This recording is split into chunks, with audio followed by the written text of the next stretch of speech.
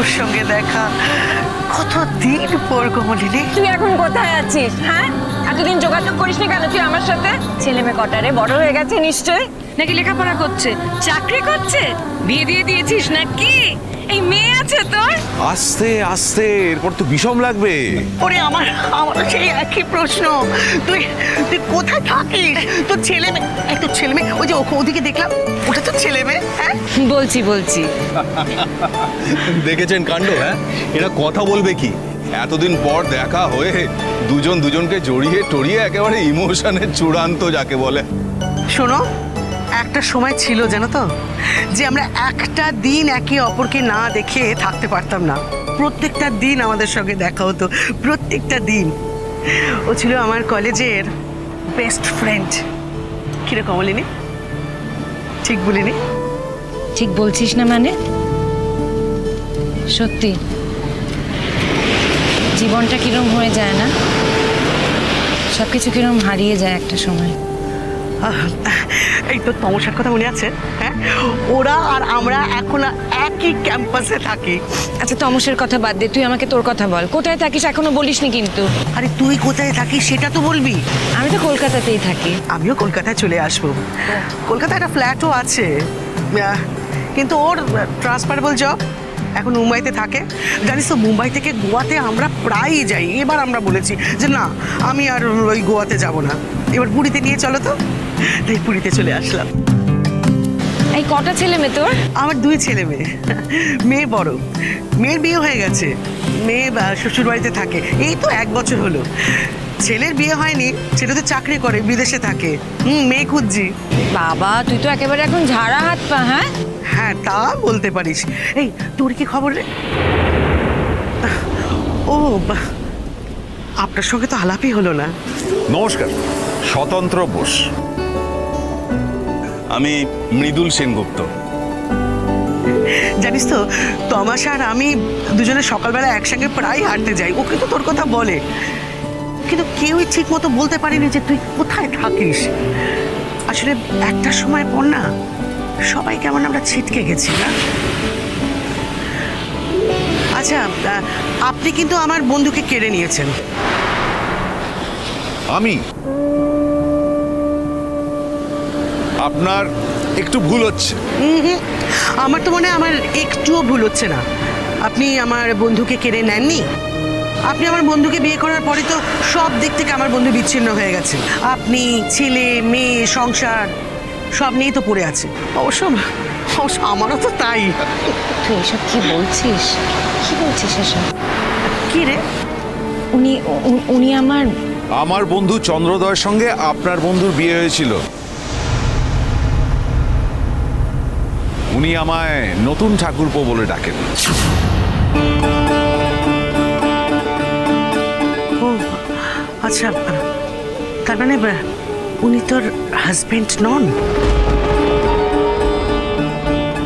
স্বতন্ত্রবাবু, আপনার বাড়ি কোথায়?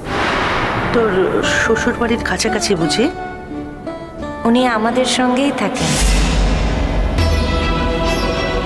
মানে আমরা সবাই একই বাড়িতে থাকি।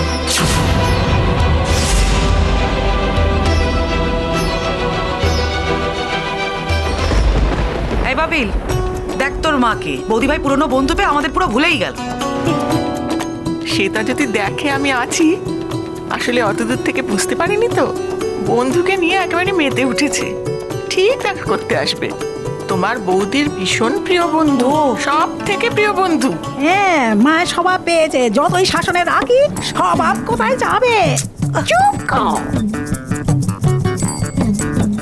কি বলতে চাইছেন বলুন তো আপনি? একটু ঝেড়ে কাশুন। খুব ভালো হয়েছে। আরে কাকিমার তো কারোর সঙ্গে দেখা সাক্ষাৎই হয় না, এতদিন পরে একজনের সঙ্গে দেখা হয়েছে, তাও আবার বেস্ট ফ্রেন্ড। আমি তো খুব খুশি হয়েছি। এই যে শুনুন, হয়তো মেয়ে ছুটতে ছুটতে দৌড়ে দৌড়ে চল গেল একটা বউ মানুষ। হ্যাঁ, কোথায় শাসন করেছেন কি? শাসন কি আপনার চোখে কিচ্ছু পড়ে না? শোনো, তোমাকে আমি বলেছিলাম না আমি এনাদের সঙ্গে আসবো না। তুমি তো আমার কোনো কথাই শুনতে চাও না। এখন এই বয়সে দাঁড়িয়ে আমাকে কথায় কথায় শুনতে হবে যে আমি মেয়েকে শাসন করতে পারিনি। এই শুনুন বিয়ান, আমার মেয়ে কিন্তু খুব ভালো মেয়ে, তাকে শাসন করার কোনো প্রশ্নই ওঠে না। আমি না না না না না না। কাকা বাবু, আমার মা তো দেখুন এরকমই বলুন। আমার মা কি আমাকে কম শাসন করে? মায়ের কাছে তো ছেলেমেয়েরা সব সময় ছোটই থাকে। সব কিছুর একটা সীমা আছে তো। উনি সব সময় অন্যদের অপমান করবেন, এটা তো হয় না। লেগেছে লেগেছে আগুন, চলে পুরে যাক, চলে পুরে যাক। কাজ চালায় সব সময়। মায়েরও প্রিয় বন্ধু? কেন রে, তোদের প্রিয় বন্ধু থাকতে পারে, মায়ের প্রিয় বন্ধু থাকতে পারে না? আচ্ছা, মায়ের যে কোনো বেস্ট ফ্রেন্ড ছিল সেটা তো আমরা জানতাম না। তোরা জানতে চেয়েছিলি কোনোদিন? আচ্ছা দিদি, মানছি আমরা জানতে চাই, তা বলে মাকে যোগাযোগ রাখতে কে বারণ করেছে? যোগাযোগ তো রাখতেই পারতো। আরে যোগাযোগ কি আর থাকে? হ্যাঁ, মেয়েদের বিয়ে হয়ে গেলে তারা ছিটকে এদিক ওদিক চলে যায়। যোগাযোগ নেই, তাই দেখ না কিরম করছে। হ্যাঁ, যোগাযোগ না রেখে এই যোগাযোগ রাখলে আর শ্বশুরবাড়িতে থাকতে হতো না। আমাদের হলিডে হোমটা এমন একটা জায়গায় হয়েছে নতুন দা, দুপা হাঁটলেই সমুদ্র। একদিক থেকে এটা কিন্তু খুব ভালো হয়েছে না? আসলে আমাদের ইনস্টিটিউটের হলিডে হোম, বুঝলে, এখানে মাঝে মধ্যেই আমাদের আসতে হয়। কনফারেন্স থাকে, তারপরে মিটিং থাকে। হলিডে হোমের পজিশনটা খুব ভালো। হলিডে হোম থেকেই সমুদ্র দেখা যায়, তুমি তো দেখলে। আর দুপা হাঁটলেই বিচ। একখানা কথা আমি মোটে বুঝতে পারছি না কো। বন্ধুর সঙ্গে দেখা করার ইচ্ছে হয়েছে কেন? বন্ধু তো আমাদের ওই ওই ওই হলিডে হোমে আসতে পারতো, বিকেলবেলায় সমুদ্রের ধারে আসতে পারতো, দেখা হয়ে যেত। তোমাকে আবার ওর হোটেলে যেতে হবে কেন? আপনার কোনো আপত্তি আছে মা? তুমি তো জানো অজানা লোকের সঙ্গে আমার মোটে মেলামেশা পছন্দ না। আচ্ছা মা, এখানে অজানা অচেনা লোক হলো কি করে বলো তো? বৌদি ভাইয়ের বন্ধু হয়তো, সেই কলেজ লাইফের বন্ধু। তুমি শুনলে তো, বুঝতে পারছো না? হ্যাঁ শুনেছি, সব শুনেছি। কলেজের বন্ধুর সাথে অনেকদিন আগে কলেজ চুকে বুকে গেল, আবার তাকে টেনে আনছে কেন?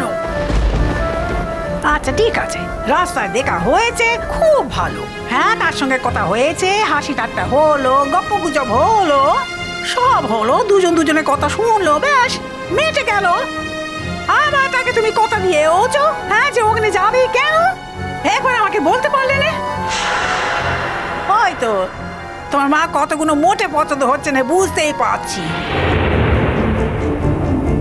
কাকিমার তো যথেষ্ট বয়স হয়েছে ঠাম্মি। এত বড় বড় ছেলে মেয়ে, বড় ছেলের বিয়েও ঠিক হয়ে গেছে।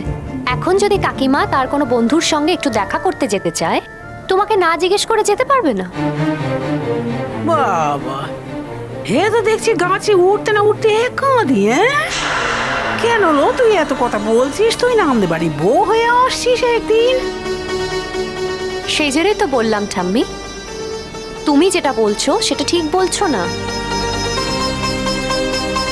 কাকিমার বন্ধু যদি কাকিমাকে ইনভাইট করে, একদিন যদি কাকিমা তার বাড়িতে দেখা করতে যেতে চায় বা কোনো হোটেলে দেখা করতে যেতে চায়, তাতে ক্ষতিটা কি? চিরসখা হে